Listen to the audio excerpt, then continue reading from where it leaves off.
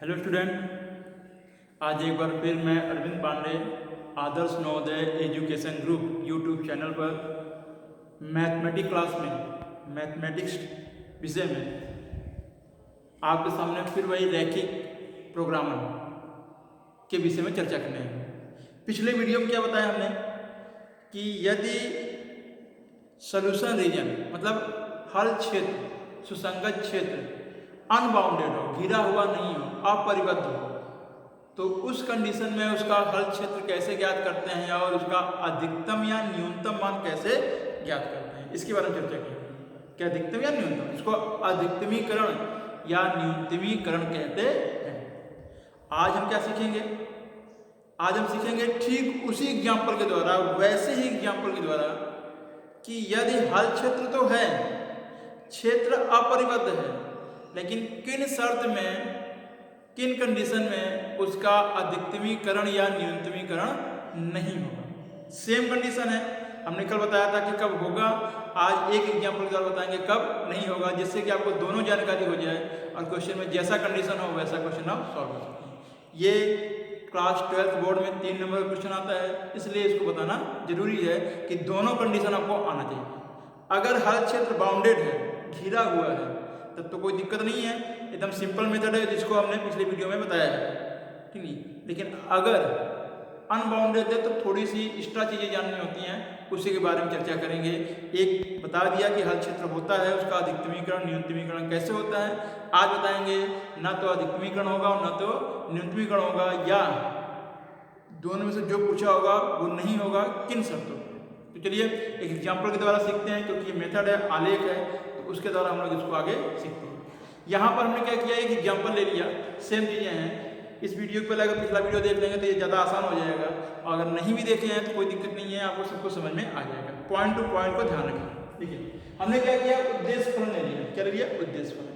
ये दिया रहेगा z बराबर -x + 2y, ऐसा ले लिया हमने। और यहाँ का अधिकतमीकरण मतलब इसका अधिकतम मान निकालना है। हो सकता है यहाँ न्यूनतमीकरण लिखा हो तो न्यूनतम मान निकालना है, जो लिखा होगा वही लिखा होगा। यहाँ हमने क्या लिया, अधिकतमीकरण तो अधिकतम। ब्योरो दिए हुए हैं 1 2 3, हमने 3 ब्योरो ले लिए।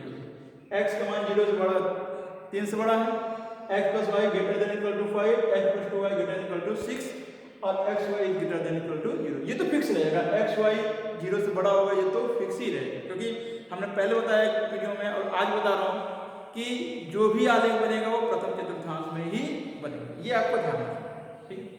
यहाँ देखिए, प्रश्नानुसार दी गई संख्याओं को समीकरण में बदलने के लिए, जो असंख्या है मतलब विरोध है, इसको हमने समीकरण बदला, क्योंकि समीकरण के आधार पर आलेख बनाएंगे। पहला हो गया x बराबर 3, दूसरा x + y बराबर 5, x + y बराबर 5, ये चिन्ह हटा के बराबर लगा दिया। अब इसका तो x बराबर 3 तो ऑलरेडी पता ही है आपको कि y अक्ष के समांतर रेखा होगी, लेकिन इसका आलेख कैसे बनाएंगे, तो इसके लिए हमने क्या किया, एक बार x की वैल्यू 0 ले ली।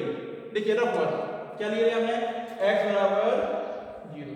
जैसे ही x बराबर 0 रखा तो बताइए y का मान क्या जाएगा, ये 0 हो गया 5। तो इसी प्रकार से सॉल्व कर लिया हमने। ठीक इस प्रकार से अगर हम y का मान 0 रख देंगे तो इसका माना जाएगा x का। जैसा कि सॉल्व करते हो आप, x का मान 0 रख के y का मान निकाला, y का मान 0 रख करके x का मान निकाला, जिसको हमने यहाँ पे दिखा दिया एक बॉक्स के रूप में। अगर आप नहीं चाहते हो ऐसा दिखाना है तो आप डायरेक्ट मान रख लो, x बराबर 0 y का मान, y बराबर 0 x का मान। लेकिन 0 ही नहीं, इसके अतिरिक्त मान भी आप ले सकते हो, x बराबर 4, x बराबर 10, x बराबर 5 ले सकते हो। 0 लेना थोड़ा सा आसान पड़ता है, ठीक है। इसी प्रकार से तीसरा समीकरण में माना x + 2y = 6, x बराबर 0 तो y बराबर 3 आ गया, और जैसे y का मान 0 लिया तो x का मान 3। तो तीनों समीकरण के जो पॉइंट हैं वो हमें ज्ञात हो गए।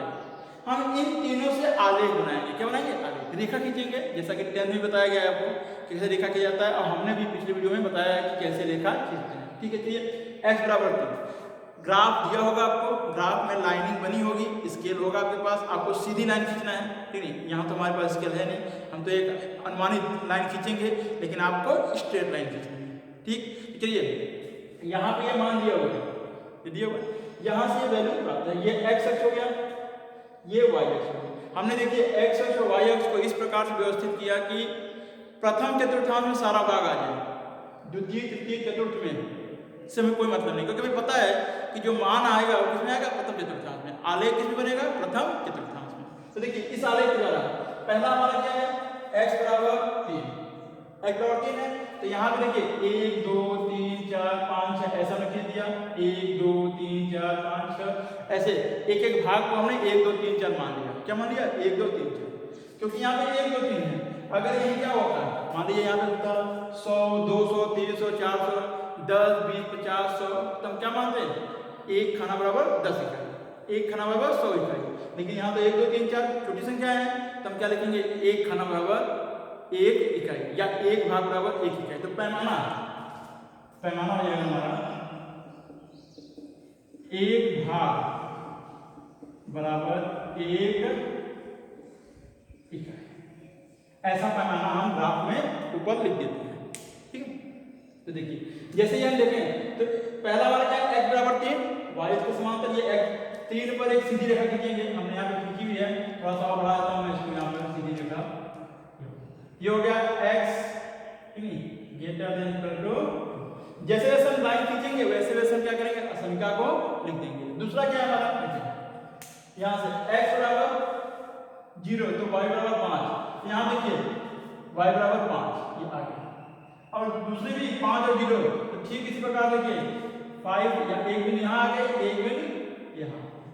अब इस पे एक रेखा खींचेंगे, सीधी रेखा, यहाँ पे एक सीधी रेखा होनी चाहिए स्ट्रेट लाइन से, स्केल से खींचना है आपको। यहाँ थोड़ी सी तिरछी है, बोर्ड है, और आपको सीधी रेखा खींचनी है। ध्यान क्या रखना है, स्ट्रेट लाइन स्केल से, ठीक है। जैसे खींचेंगे इसके बगल में हम क्या लिखेंगे, असंख्या x प्लस वाई, क्या हो जाएगा आपका x प्लस वाई, और ग्रेटर देन इक्वल टू। और उसके बाद तीसरी कौन सी है, x बराबर 0 तो y बराबर 3, और y बराबर 0 तो x बराबर 6। तो यहाँ से पहला 0 3 एक बिंदु यहाँ जाएगा, और दूसरा 0 6 इसको भी एक लाइन खींचेंगे यहाँ पर, यहाँ खींचेंगे तो इसकी भी असर हो जाएगी x प्लस 2y, ये हो जाएगी x plus 2y greater than equal to 6। ये तीनों लाइन हमने खींची, ये तो आलेख है, क्या बन गया, आलेख। अब इसका हल क्षेत्र क्या होगा, कैसे ज्ञात करेंगे। तो हल क्षेत्र के हम क्या करते हैं, जो आलेख बनता है उसमें दो भाग होते हैं, या तो ऊपर नीचे या अगल बगल दाएं बाएं। तो किसी एक भाग में, चाहे ऊपर वाले भाग में चाहे नीचे वाले भाग में, एक बिंदु लेते हैं, रेखा पर नहीं, ऊपर वाले या नीचे वाले तल में एक बिंदु लेते हैं, और उस बिंदु को कहाँ रखते हैं, असमिका में। अगर असमिका सत्य होता है तो जिधर बिंदु होगा उधर हल क्षेत्र होगा, अगर असमिका असत्य होता है तो जिधर बिंदु होगा उसके विपरीत दिशा में हल क्षेत्र होगा। सुविधा अनुसार हम मूल बिंदु को चुनते हैं, किसको चुनते हैं, मूल बिंदु, ठीक है। लेकिन हर जगह मूल बिंदु चुना जरूरी नहीं है। अगर कोई रेखा मूल बिंदु से जाती है तो वहां पे उस रेखा के ऊपर या नीचे, इस तल में या इस तल में हम उसको चुनेंगे। लेकिन यहाँ पे कोई रेखा मूल बिंदु से जा नहीं रही है तो हम मूल बिंदु को ही चुनेंगे, क्योंकि ये मूल बिंदु या तो ऊपर है, नीचे की तरफ है, या बाएं तरफ। तो ये सुविधा अनुसार है। तुमने क्या लिया, यहाँ पर मूल बिंदु को असंख्याओं में रखने को, पहले असंख्या में रखा, इसमें x बराबर 0, तो ये क्या होगा असत्य, क्योंकि 0 3 से बड़ा नहीं होता, छोटा होता है। दूसरे में रखा है 0 प्लस 0 बड़ा है 5 से, क्या 0 बड़ा है 5 से, नहीं, ये भी असत्य हो गया। इसमें भी रखा है 0 प्लस 2 0, तो क्या हो जाएगा, 0 हो जाएगा, और ये बड़ा है 6 से, सत्य है क्या, नहीं, असत्य है, ये भी असत्य। हमने देखा तीनों मान क्या है, असत्य है। इसका मतलब मूल बिंदु जिधर है उधर हल क्षेत्र नहीं होगा, विपरीत दिशा में। तो देखिए पहले मान लीजिए ये दिखाई दे रहा है, मूल बिंदु किधर है, इधर, असत्य हो गया तो हल क्षेत्र किधर होगा, इधर होगा या इधर। अनुमानित आपको अनुमान लगाना है। दूसरे में असत्य है, दूसरी जगह कौन सी है, या तो इसके ऊपर होगा, इधर होगा, या इधर। यह अनुमान लगा रहा हूं मैं, आपको डायरेक्ट सेलेक्ट करना है, डायरेक्ट छायांकित करना है, लेकिन कैसे करेंगे उसको बता रहा हूँ। और तीसरे में भी असत्य है, इसलिए रेखा कौन सी इधर, या तो इधर इसके ऊपर होगा या इसके ऊपर, नीचे तो हो ही नहीं सकता। अब देखिए इन सब को देख करके आप अनुमान लगाइए कौन सा ऐसा स्थान है जो तीनों में उभयनिष्ठ है। अगर यहाँ लेते हैं तो ये दोनों गलत हो जाएगा, यहाँ लेंगे ये दोनों सही होगा लेकिन ये गलत हो जाएगा, क्योंकि इधर होना चाहिए, यहाँ लेंगे तो भी गलत हो जाएगा। लेकिन ये भी तीनों है, ये बात, ये तीनों में उभयनिष्ठ है, तो यही हमारा क्या हो जाएगा, उभयनिष्ठ क्षेत्र हो जाएगा। यहाँ हम इसको ये अनुमानित मान था केवल, क्योंकि हमें तो छायांकित करना है। ये भाग 6 है।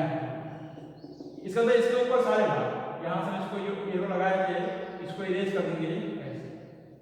ये 6 भाग जो उभय निष्ठ है, क्या है उभय, और यही हमारा क्या हो जाएगा हल क्षेत्र, क्या हो जाएगा हल क्षेत्र। तो हमने देखा कि हल क्षेत्र कैसे प्राप्त होता है। ये हल क्षेत्र अनबाउंडेड है, कैसा है अनबाउंडेड, घिरा हुआ नहीं है बाहर की तरफ, ठीक है। अगर घिरा नहीं है तो इस हल क्षेत्र से जुड़े हुए बिंदु कौन कौन से होंगे। एक बिंदु का नाम लिया हमने ए ले लिया, दूसरा बिंदु ले लिया हमने यहाँ पे बी, और तीसरा बिंदु ले लिया यहाँ पे हमने क्या लिया। तो देखिए इस बिंदु ए का मान तो पता है, कोणीय बिंदु, आलेख के हल क्षेत्र का परिवर्त है, हल क्षेत्र के कोणीय बिंदु ए 6 0, ये 6 और 0 ये तो पता है, लेकिन ये नहीं पता है बी का मान, नहीं पता है ना। देखिए बी कहाँ पे है, ये दिखा रहा है, इन दोनों रेखाओं को कट कर रहा है, दिखाई ना, इन दोनों रेखाओं को सॉल्व करना, मतलब इन दोनों का अगर हम सॉल्व करेंगे तो x और y के मान हमें प्राप्त हो जाएंगे।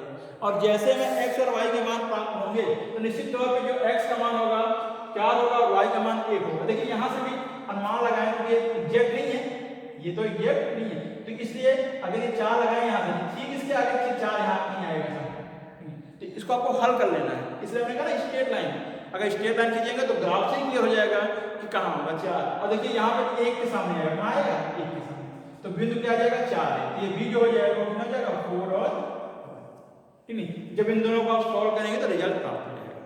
ठीक उसी प्रकार से देखिए तीसरा बिंदु ये है, ये रेखा दिखाई दे रहा है, ये x बराबर 3 है, और ये रेखा कौन सी है 5 वाली, ये जाने 5 वाली, ये नहीं ऊपर वाली रेखा।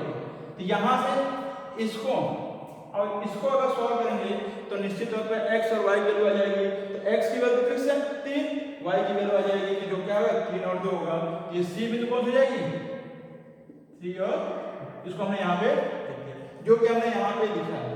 ध्यान है आपको, कोणीय बिंदु कैसे निकालते हैं, ये बिंदु जो हल क्षेत्र में कोण बनाएगा, कोणा बनाएगा, सॉल्व करेंगे। अगर आपको समझ में नहीं आएगा दोनों को हल करके x y का मान निकाल लो, जो x y का मान होगा वही कोणीय बिंदु है। अब इन कोणीय बिंदुओं को हमें कहाँ रखना है, क्योंकि हल क्षेत्र प्राप्त हो गया, कोणीय बिंदु प्राप्त हो गया, इनको रखना है उद्देश्य प्रश्न। देखिए सिंपल उसी प्रकार से जैसा पिछला क्वेश्चन था, पिछले वीडियो में बनाया था हमने। तो अब हम कहाँ रखेंगे इनका मान z, उद्देश्य प्रश्न z है यहाँ पर, इसमें रखेंगे। जैसे हमने इसमें रखा तो रखते ही 3 बिंदु के मान प्राप्त हो गए। अब हमने आगे लिखा क्या है अधिकतमीकरण, अधिकतम मान कितना है। लेकिन अगर ये हल क्षेत्र घिरा हुआ होता, बाउंडेड होता, तब तो हमारा आंसर यहाँ आता, इसके आगे लिखते हैं कि अधिकतम मान 1 होगा, बस आंसर। लेकिन नहीं, ये कैसा है अपरिबद्ध। और अगर अपरिबद्ध है तो निश्चित तौर पे इसके आगे के थोड़े से प्रोसेस होते हैं, उनको सॉल्व करके देखते हैं कि जो मान दिया हुआ है क्या ये सत्य है या असत्य है, तो उसके आगे कैसे सॉल्व करेंगे उसी को सीखना है केवल आपको। इतना तो सेम है हर क्वेश्चन में, चाहे वो परिबद्ध हो चाहे अपरिबद्ध हो, ये सेम प्रोसेस तो आपको करना ही करना है, ठीक है। अब इसके आगे की जो वैल्यू है कैसे लिखेंगे, तो लिखेंगे क्या, क्योंकि हल क्षेत्र क्या है अपरिबद्ध, अपरिबद्ध यहाँ पे मान है ना, यहाँ से लिख सकते हो आप, क्योंकि अधिकतम मान जैसे अधिकतम मान 1 होना चाहिए, ठीक है। लेकिन ये हल क्षेत्र क्या है अपरिबद्ध है, अतः माना, इसलिए मान क्या मानते हैं z अधिकतम है तो चिन्ह कौन सा होगा, न्यूनतम में क्या होता है छोटा, ऐसे z छोटा होगा 1, लेकिन अधिकतम में बड़ा होगा। पिछले वीडियो हमने न्यूनतम लिया था, यहाँ पे अधिकतम। तो देखिए z की वैल्यू कितनी है, z की वैल्यू यहाँ दिया हुआ है -x + 2y, तो -x + 2y, इसका भी आलेख बनाएंगे, क्या बनाएंगे, ठीक इसी प्रकार से x, देखिए जैसे x की वैल्यू 0 रखेंगे तो 1/2 और y की वैल्यू रखेंगे तो -1, तो देखिए यहाँ से 1 आएगा, एक आएगा यहाँ पे आएगा, एक बिंदु यहाँ आएगा और एक बिंदु समथिंग यहाँ आएगा, ऐसे 1/2 यहाँ आएगा, देखिए 0 1/2 यहाँ पे। अगर इन दोनों को मिलाएं हम तो यहाँ से होते हुए देखिए एक ऐसी रेखा आएगी, सीधी रेखा जाएगी, ये यहाँ से ऐसे ऐसे ऐसे जैसे आप सीधी रेखा करेंगे यहाँ कट करते हुए ऐसे। स्केल से आपको कितना है ध्यान रखना है, जब दोनों को मिला के आप स्केल से खींचेंगे तो सीधी रेखा जाएगी। मैं एक अनुमानित आपको बता दे रहा हूँ, ऐसे ऐसे ऐसे, और ये रेखा ऐसे खींचेंगे ऐसे। लेकिन ध्यान क्या देना है, फिर वही चीज, यहाँ बराबर नहीं केवल बढ़ा लेना है, क्या लेना है, क्या लेना है, ग्रेटर देन, क्योंकि समीकरण मानना है आपको और यहाँ से क्या करना है आपको ग्रेटर देन लेना है और फिर इसको समीकरण के आधार पर सॉल्व करना है। हमने इसको डायरेक्ट यहाँ लिख दिया, आपको भी ऐसे डायरेक्ट लिख देना, कोई दिक्कत नहीं। तो यहाँ से देखा आपने, तो देखा आपने एक रेखा जा रही है, उस रेखा को हमने कैसे खींचा, डॉट लाइन, स्ट्रेट लाइन नहीं डॉट लाइन, क्योंकि यहाँ बढ़ा लिया है हमने, तो अगर डॉट लाइन है तो समझ लीजिए कि सही है। तो अब ये रेखा यहाँ से जा रही है, तो हमने बताया था अगर ये इसके बीच से गुजर रही है, ये ट्रिक है, बीच से गुजर रही है, इसका मतलब इसका अधिकतम मान प्राप्त नहीं होगा। अगर ये बाहर हर क्षेत्र के बाहर गुजर जाए, चला जाए, कहीं से निकल जाए, तो निश्चित तौर पे यही हमारा क्या होगा, अधिकतम मान होगा। लेकिन ये कहाँ जा रही है, बीच से जा रही है। लेकिन ऐसा ये ट्रिक है, ऐसा हम अनुमान लगा लेते हैं।